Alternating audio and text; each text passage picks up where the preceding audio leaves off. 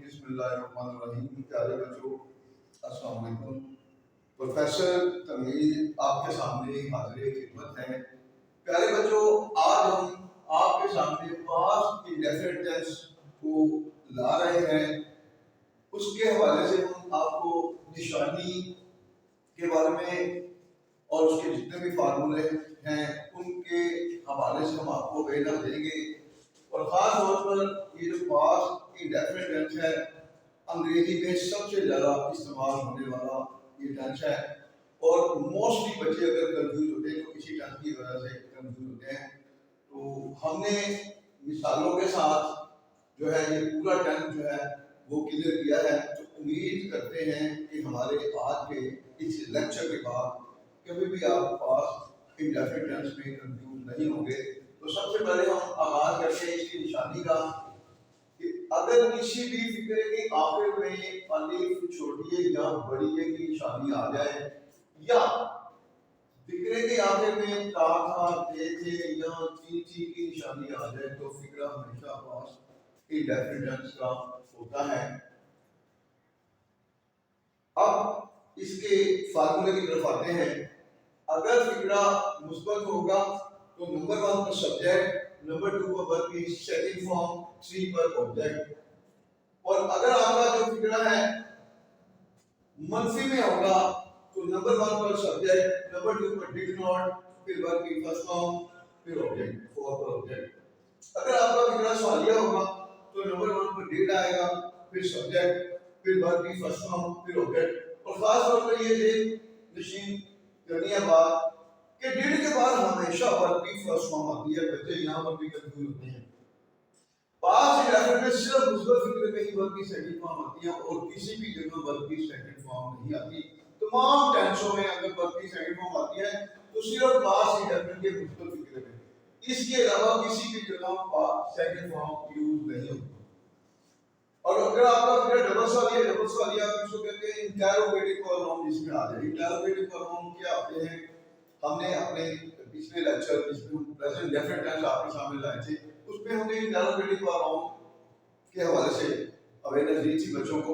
मतलब क्यों, कब, कैसे, कहां, क्या, इनको हम कहते हैं इंटरोगेटिव प्रोनाउन।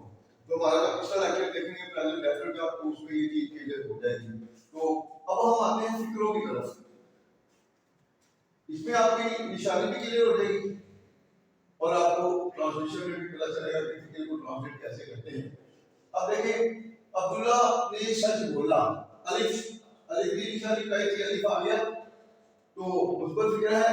नंबर 1 पर subject, Abdullah spoke the truth, Abdullah spoke the truth, Abdullah ने सच बोला। वो बाजार गए में, अब देखिए बड़ी की निशानी आ गई, वो बाजार गए। They went to बाजार। जब भी डायरेक्शन को शो करते हैं तो गो के साथ हमेशा आएगी प्रोपोजिशन टू डायरेक्शन को शो करते हैं। They went to बाजार। अहमद ने गरीबों की मदद की। अब छोटी ये आ गई, Ahmad helped the poor, Ahmad helped the poor, the poor का मतलब गरीब लोग। हम सच बोलते थे। अब we spoke the truth, हम सच बोलते थे। ये तो मुस्बत फिक्र से मनफी में देखें, अब्दुल्ला झूठ नहीं बोलता था। अब्दुल्ला डिड नॉट, जब डिड नॉट आएगा तो बल्कि हमेशा फर्स्ट फॉर्म यूज होगी। अब्दुल्ला डिड नॉट टेल, आ रहा है वो बाजार नहीं गए थे। They did not go to बाजार। अगर आपका फिक्रा सवालिया है तो फिर ये शुरू में आ जाएगा, जैसे कि क्या अब्दुल्ला सच बोलता था।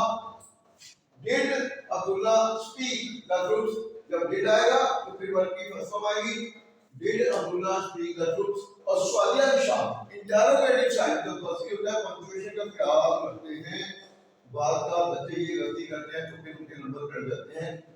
क्या वो बाजार गए थे? अब क्या की इंग्लिश, जब भी क्या का लफ्ज शुरू में आएगा तो क्या की इंग्लिश डिड होगी, व्हाट नहीं होगी। क्या वो बाजार गए थे? अब क्या की इंग्लिश डिड जारी आ क्या वो बाजार गए थे। तो ये तो इंटरोगेटिव थे।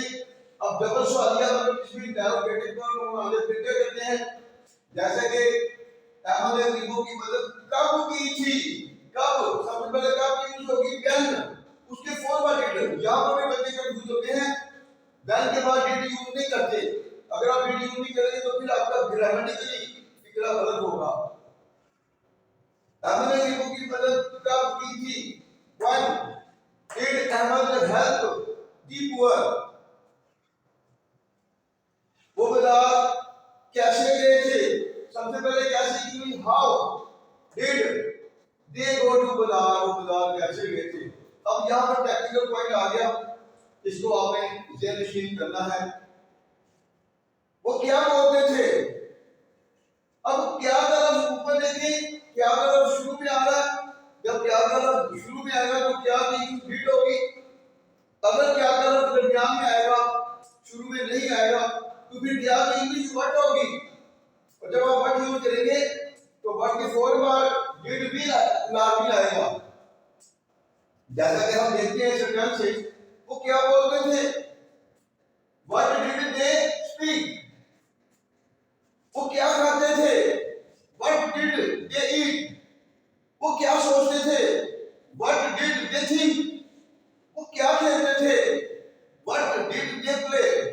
तो उम्मीद करते हैं कि वर्ड के हवाले से भी आपकी कंफ्यूजन क्लियर हो गई होगी, क्योंकि अक्सर बच्चे कंफ्यूज रहते हैं कि जी एक यहाँ पर क्या की वर्ड चल रही है, एक यहाँ पर क्या की डिड चल रही है, तो हमें कैसे पता चलेगा वर्ड कहाँ आएगा और डिड कहाँ आएगा। तो ये चीजें छोटी छोटी होती है जो बच्चों को कंफ्यूज करती है, तो फिर बच्चा जो है वो मजबूर होता है हटा लाने पर।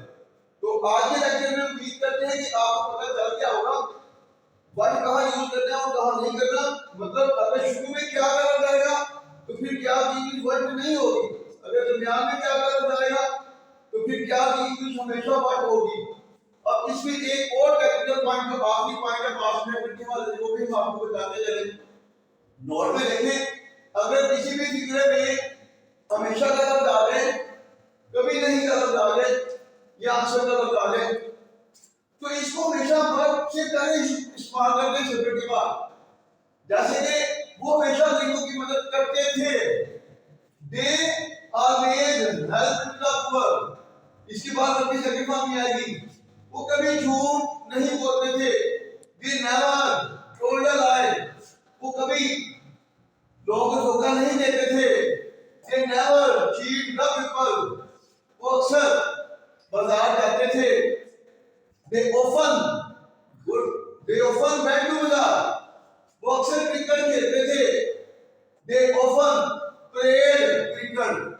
तो उम्मीद करते हैं कि इस लेक्चर में पास्ट इंडेफिनिट का पूरा जो है स्ट्रक्चर आपके जहन में आ चुका होगा, और जो एडिशनल थिंग जो है जैसे कि ये ऑलवेज नेवर ऑफन, इसमें पर्टिकुलर होते हैं, इसमें भी हमने आपको जो कंफ्यूजन हो सकती थी वो हमने आपको उसके हवाले से लेक्चर दिया है।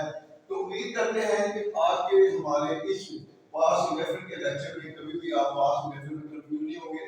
तो इसके बाद इंशाल्लाह फ्यूचर इंडेफिनिट को टच करेंगे। तो इसी तरह हमारी कोशिश होगी सारे टाइम आपको क्लियर हुआ है, फिर पैसिव वॉइस के हवाले से वो भी उसमें भी अवेलेबल थे। फिर जैसे आप ऐसे राइटिंग करेंगे तो आपके लिए ऐसे राइटिंग आपकी सोच से ज्यादा आसान होगी। तो इंशाल्लाह अगले लेक्चर के तक हम जो है वो इजाजत चाहते हैं कि इंशाल्लाह अगली वीडियो में मुलाकात होगी। अल्लाह हाफ़िज़।